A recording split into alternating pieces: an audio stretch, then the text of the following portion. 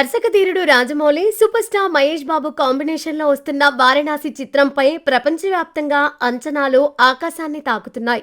ఇప్పటికే హాలీవుడ్ మీడియాకు ఇచ్చిన ఇంటర్వ్యూల ద్వారా ఈ సినిమా గురించి పలు ఆసక్తికర విషయాలు బయటకు రాగా, తాజాగా రాజమౌళి ఈ చిత్రాన్ని ఐమాక్స్ ఫార్మాట్ లో రూపొందించడం గురించి మరిన్ని కీలక విశేషాలను పంచుకున్నారు.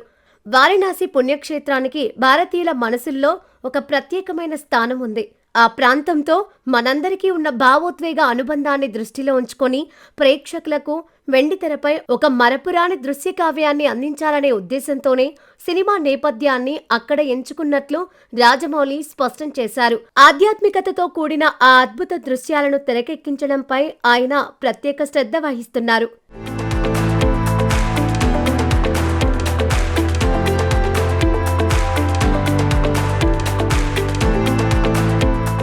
ఇక ఈ చిత్రాన్ని ఏ ఫార్మాట్లో చూపించాలనే విషయంపై చిత్ర బృందం చాలా రోజుల పాటు లోతైన చర్చలు జరిపింది. సినిమా మొత్తం ఐమాక్స్ ఫార్మాట్లో ఉండదని, కేవలం కొన్ని కీలక సన్నివేశాలు మాత్రమే ఆ ప్రత్యేక ఫార్మాట్లో ఉంటాయని రాజమౌళి వెల్లడించారు. మిగిలిన సినిమా అంతా సాధారణ సినిమాస్కోప్ థియేటర్ల ఫార్మాట్లోనే ఉంటుందని ఆయన వివరించారు. నిర్మాణ సమయంలో ఎదురైన సవాళ్ల గురించి మాట్లాడుతూ, సినిమాస్కోప్ కోసం తీసి ఐమాక్స్ లోకి మారుద్దామా లేదా మొత్తం ఐమాక్స్ లో తీసి సినిమాస్కోప్ కోసం మార్పులు చేద్దామా అనే సందేహం ఎదురైందని ఆయన తెలిపారు.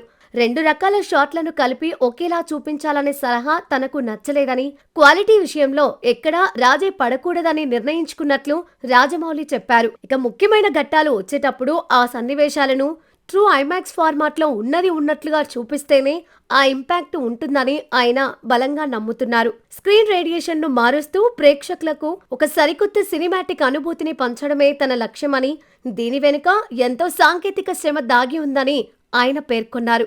మహేష్ బాబును మునుపెన్నడూ చూడని విధంగా వెండితెరపై ఆవిష్కరిస్తున్న ఈ భారీ బడ్జెట్ చిత్రం వచ్చే ఏడాది ఏప్రిల్ 7న ఉగాది కానుకగా ప్రేక్షకుల ముందుకు రానుంది. Rajamouli vision, Mahesh Babu craze కలగలిసి Indian box office వద్ద సరికొత్త చరిత్ర సృష్టించడం ఖాయమని సినీ విశ్లేషకులు భావిస్తున్నారు.